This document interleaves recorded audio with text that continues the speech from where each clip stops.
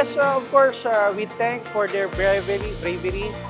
We thank the Bureau of Fire Protection, of course, all the firefighters in general, because of their courage and of course in their fulfilling of their duty na maprotektahan tayo as a community laban sa mga sakuna, laban lalong-lalo na itong mga sunog.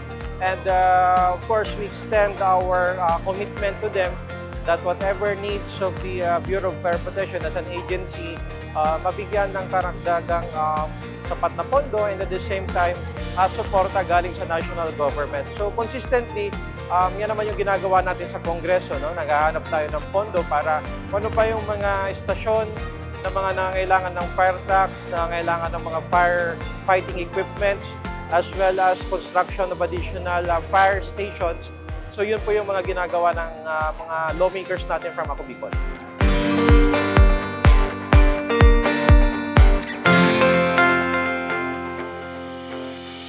Ito yung pag-recognize natin sa mga efforts ng ating mga local government officials na isa dito po yung pag-donate ng lote, pagbigay ng ambulance, pagbigay ng counterpart budgetary support sa ating BFP local fire station.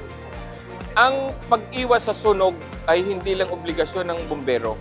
Tandaan po natin, kung hindi nyo alam yung telephone number ni BFP, maliliit din po ang aming pag-responde. Fire prevention is the responsibility of everyone. Tandaan po natin, sa pag-iwas sa sunog, hindi ka nag-iisa. Pambansang bumbero, bayaning maasahan. Maraming salamat.